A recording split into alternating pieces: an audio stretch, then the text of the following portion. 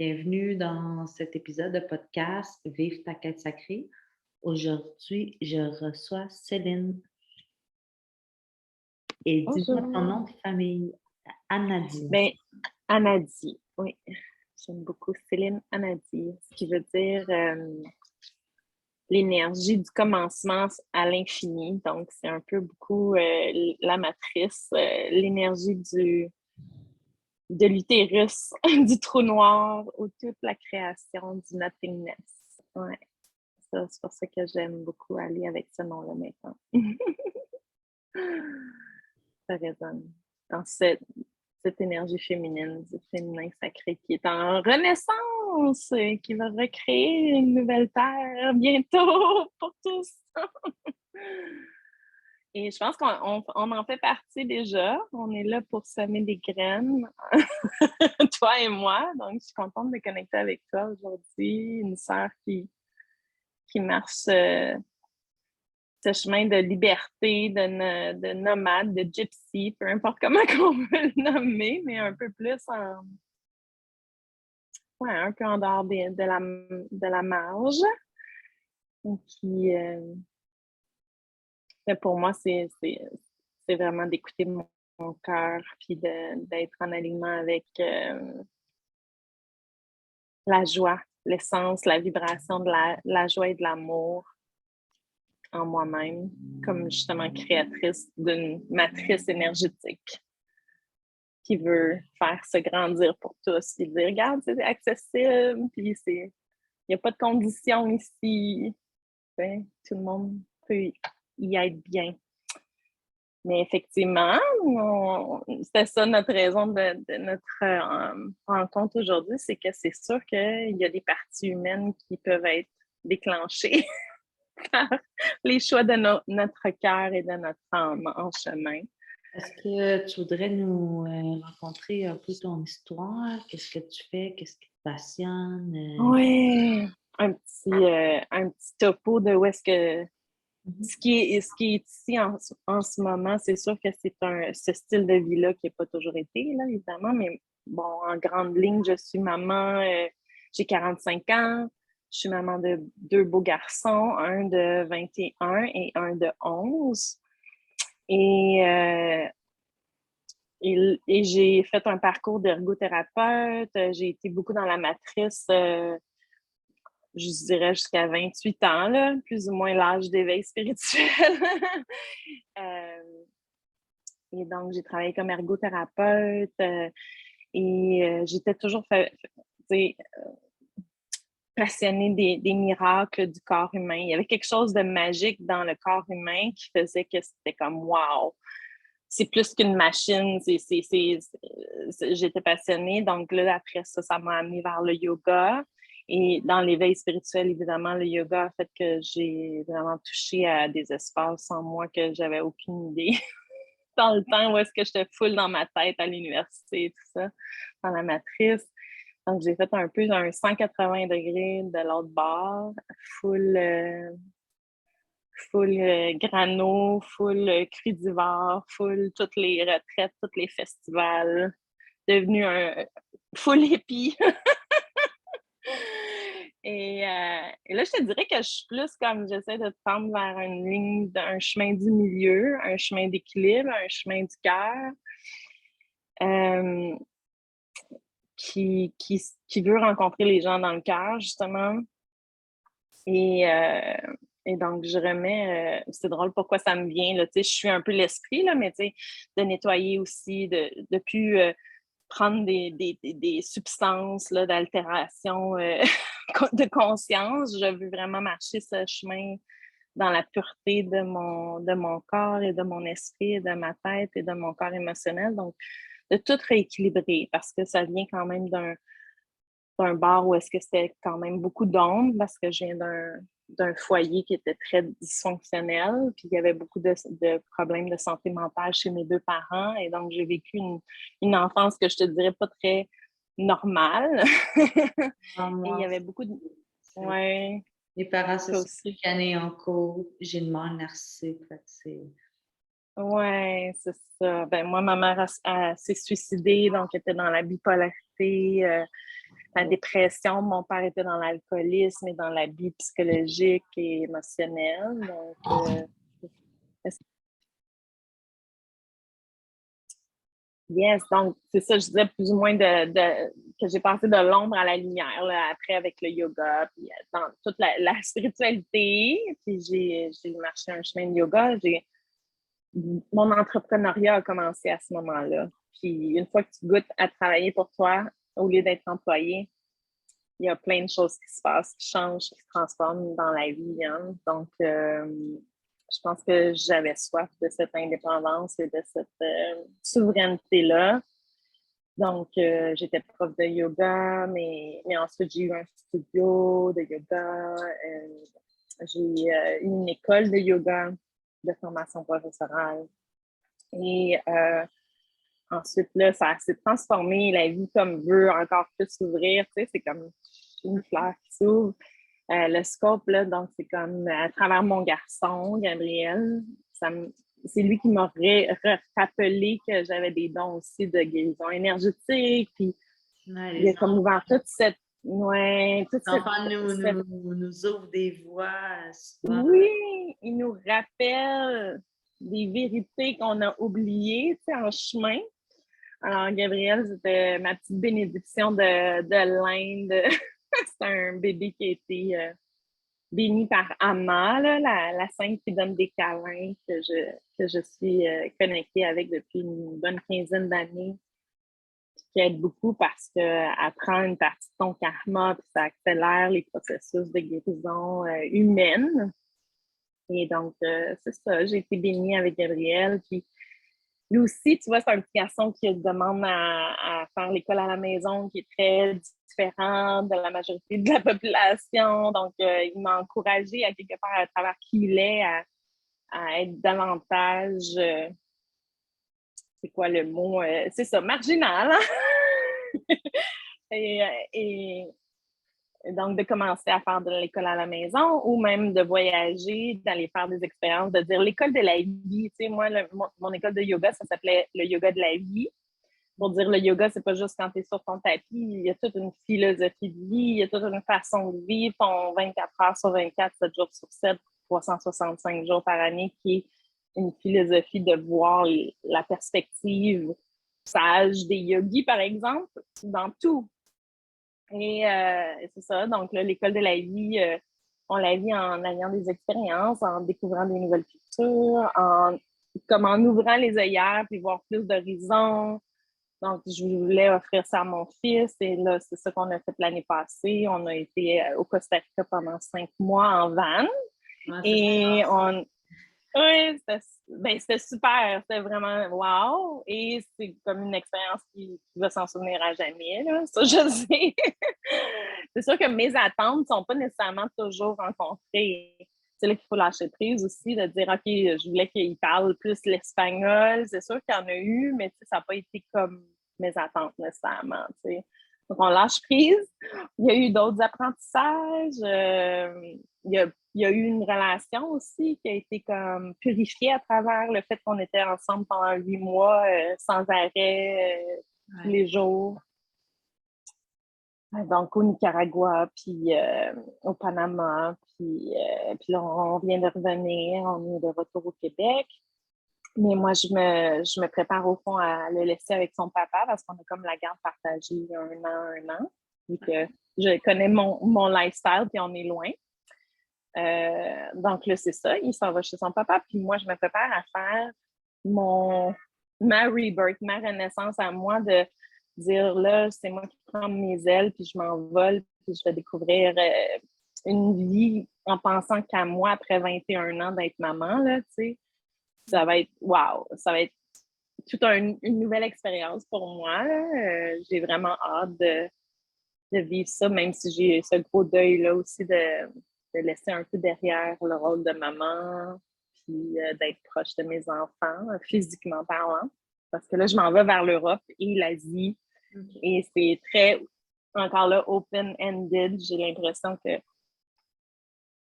ma mission, c'est de restaurer un peu l'humanité dans mon cœur, puis vraiment de la vivre au quotidien, dans une ouverture vers le monde, puis en même temps, il y a un enracinement de cette liberté-là dont j'ai soif, mais profondément qui est inconditionnelle dans mon enracinement, dans mon système de mon corps humain, tu sais. D'avoir tellement confiance en moi et en la vie et en mon corps que je suis capable de vivre ça. Et c'est un peu extrême, je sais, mais bon, je me dis, je sais pas pourquoi mon âme veut ça, tu sais, j'essaie de pas trop être dans mon mental avec ça. C'est là où est-ce que j'accompagne mon système nerveux. Hein? Suis ta légende personnelle, ta quête qu'est-ce que ça t'amène? Bon. Ouais. C'est une expérience yogique. Le système nerveux, ben, quand on fait des aventures, j'en ai vécu, ben, des fois, il est activé. Tu sais, quand on fait des gros mots, on change de pays, on déménage, même si on aime ça, le mode bohème. Moi, j'ai passé 4 mois dans ma van avec les enfants. Fait que, tu sais, un système nerveux ou juste être dans le VR, dans le trailer, dans le VR avec les enfants pour faire d'autres projets, être capable de faire d'autres projets. Bien, ça aussi, ça active le système nerveux. Comment tu fais pour voyager dans d'autres pays, dans d'autres climats, d'autres langues, tu sais, avec en étant actif comme ça? Oui. Ben, je pense que c'est apprivoiser son propre système nerveux. Moi, j'ai l'impression d'apprendre à le connaître et à être plus intime avec lui. Avant j'avais l'impression qu'il prenait comme le dessus dans le contrôle de mes réactions puis de mes réponses. Puis là, j'ai l'impression d'avoir comme tellement développé cette relation-là avec mon système nerveux que là, c'est beaucoup plus subtil et que j'y réponds mieux, plus adapté. Donc, effectivement, on a parlé de se reposer. C'est sûr que ça serait au niveau du sommeil, c'est d'avoir des bonnes nuits de sommeil. Ça, c'est comme priorité. Puis j'écoute mon cycle et mon rythme. Donc, des fois, c'est une sieste. Des fois, c'est ça, c'est d'enlever les choses dans notre agenda puis prendre ça relax. Mais ça va quand même assez bien parce que je suis le flow de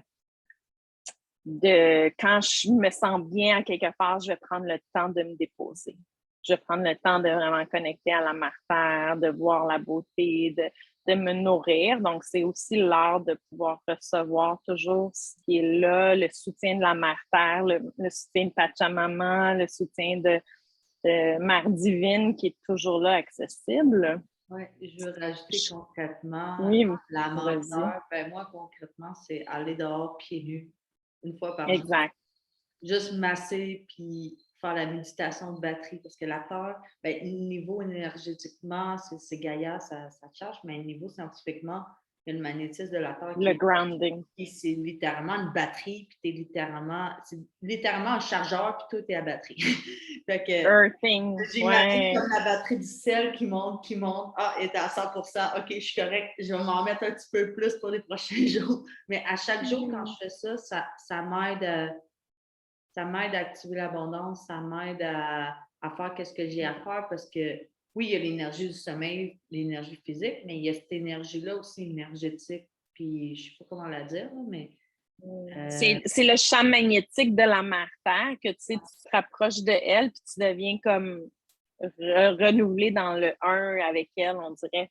Puis là, c'est là que, oui, tu te fais recharger avec. Puis ça guérit aussi. L'affaire, c'est que quand tu fais du grounding, que tu t'assois à terre, sur la terre, sur le gazon, dans le sable, puis l'eau de la mer, c'est comme ça remet à zéro toute la charge magnétique de ton corps. C'est sûr que la mer, ça n'est un autre. Marcher les pieds nus. Combiné avec des méditations ou juste ça, comparé à des méditations juste avec ta tête, ça, je trouve que c'est plus puissant. Mais si tu mets ça avec des méditations, oh my God, ça t'ouvre un portail. Ben, oui, parce que là, tu reçois les messages créatifs aussi en même temps. Pour moi, les rivières, toutes les sources d'eau aussi, tu sais, comme l'eau est nettoyante et purifiante. Donc, surtout que, tu sais, l'eau et le feu. Donc, quand on dit notre système nerveux est activé, c'est comme si on a un trou de feu. Il y a beaucoup de feu. Bon, ben, amène de l'eau, ça va venir équilibrer. Donc, moi, je vais. Oui, les bains, ça, c'est magique. Là, ou une douche. j'ai pas eu de bain pendant 3 heures parce qu'il n'y avait pas de bain au BC. J'avais juste des douches. Puis là, j'ai un bain, puis oh my God! J'y vais tout le temps.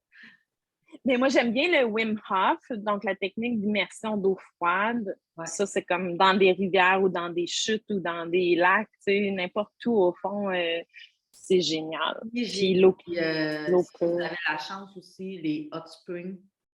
Oui, oh mon Dieu. Magique, j'ai des hot springs ici, un peu au BC.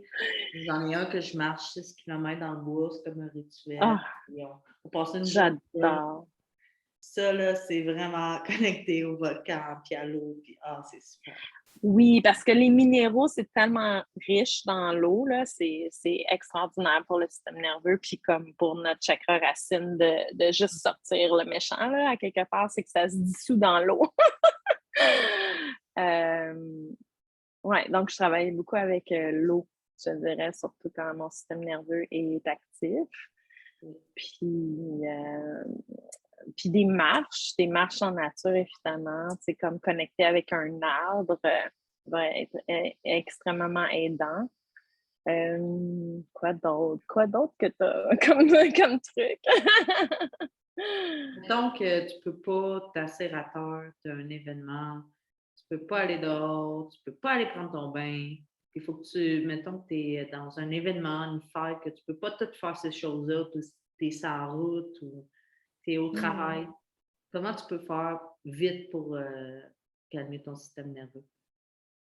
Ben, moi, j'ai une petite dent épicurienne dans le sens que moi, je suis gourmande. Donc, moi, il y a beaucoup de joie dans la nourriture. Donc, ça serait de manger quelque chose puis d'y prendre goût, tu sais, de vraiment être dans l'expérience de manger ce que je mange, là. Ça peut être une pomme, mais ça peut être aussi n'importe quoi, là. Je jugerais pas qu'est-ce que je mange, mais ce que j'aurais le goût, j'aimerais de le faire avec attention et juste d'y donner attention, ça va m'amener dans le moment présent, la sensation du plaisir pour manger. Pour moi, ça fonctionne vraiment bien pour m'enraciner. C'est pour ça que quand on a des expériences puis nos énergies deviennent ben manger, c'est enracinant.